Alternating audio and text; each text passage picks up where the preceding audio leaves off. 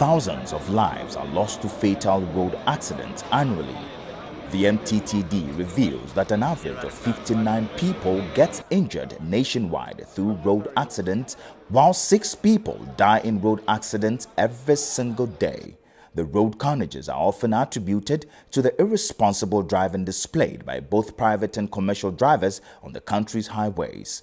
Inattentiveness has also been identified to be the most common driver error associated with casualties. But it appears pedestrians are guilty of jaywalking.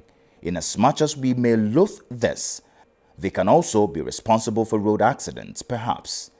Pedestrian death remains the leading cause of fatalities among urban road users in Ghana.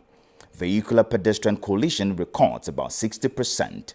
Risk factors associated with this pedestrian fatality include being hit by heavy vehicles, speeding, and roadside activities such as hawking. At Medina, the MTTD's daily contention is dealing with recalcitrant pedestrians who disregard central reservation points as well as the officer at post. These pedestrians cross the roads from unauthorized routes. The MTTD of the Medina Police Division from January to May recorded 22 pedestrian knockdowns, 7 deaths, and 15 life-threatening injuries, a situation Superintendent Paul Wesley Barr painstakingly have had to deal with. We have our men stationed at the advantage points, especially where the central reservation have not been walled. So we advise them to walk to that point.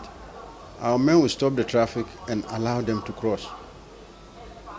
But being human as we are, at certain times, the stubborn ones will try to scale the wall. And as a result, we have a lot of knockdowns between the stretch of the road from Firestone up to Risk Junction and even up to Adenta.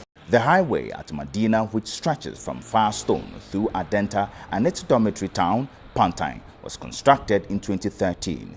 But the expansion of the road required the construction of footbridges to lessen the burden on pedestrians. But pedestrians continue to cross and scale over the concrete barriers sited in the middle belt of the road, thereby subjecting them to casualties. Worst cases, death. The Medina-Adenta Highway sees a daily display of athleticism and display of survival instincts. Just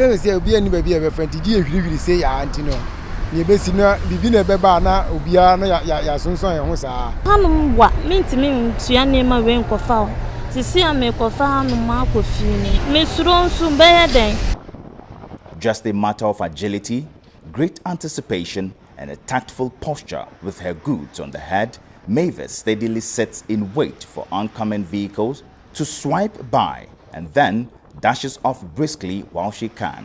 A few unperturbed residents and other road users who are used to this routine often display some gymnastics while scaling over the walls to cross the road. What's even heartbreaking is seeing these young kids, oftentimes unaccompanied, taking turns to exhibit this recalcitrant behavior. I say car bonko for power hasi. A bit seka for no mucha kunde go for and a car ball more hasi. But it's still no down on a muchim. Musro. Yes, no mum by any. You let me know you let me catch or be sell on fire and chain. Even with the assistance of help to these vulnerable kids, the risk is not any less. All of these happens just an arm's away from the half-baked and abandoned footbridge, which is only suitable to accommodate political posts. Nothing much to it, just that, while lives continue to perish beneath it. Drivers at Medina lamented to the news team as they often fall victim to vehicular-pedestrian collision cases. You see, car will just take you off. It's totally not good and it's unacceptable. I don't know what the government is doing about this, but the government should rethink over these footbridges over there in Medina. Okay? Formerly, we thought that things will be okay. But as of now, the same old story, the same old things. This footbridge something has to be done about it. Kia footbridge na my yanka be boy mum because you be answer school ni akwala e be ani so mo kokro so kwan. Ti ende e problem mum ba ja se ne ka ɛnyɛ adwuma nti sɛ yɛnim deɛ ɛbɛti ara aka biom. Now, how would you describe this act? Bravery, or just a bunch of pedestrians defying all roads and pedestrian safety regulations, crossing the road and scaling over this concrete wall and passing through the wire mesh can be a dangerous venture. But for these pedestrians, it is just a daily stretch of survival instinct. Even with the existence of footbridges dotted along the highway, some recalcitrant pedestrians grossly ignore them, a situation which is disturbing. The worrying trend is not any different at the La Paz M1 highway. Even with the wire mesh complementing the long stretched concrete walls, pedestrians, including some hooligans, have managed to break the mesh just to gain access to the road. A situation which is not only detrimental to their lives, but the drivers and other road users. Regardless their age, the predetermined minds of these pedestrians to bolt across the road in spite of the lethal weapon zooming on the highways is not enough to deter them. What makes these pedestrians fearless and unperturbed by the dangers on the highway is not fully established except for the unwillingness and non-compliance to traffic regulation. However, the MTTD commander of the police service at the regional office, ACP Ofosu Accra, in a rather disheartening submission, disclosed the alarming rate of recorded cases of the vehicular-pedestrian collision in Greater Accra. He also added that the court is adequately preparing to begin prosecuting pedestrians who cause road fatalities. We have the breakdown as fatal accidents where people died.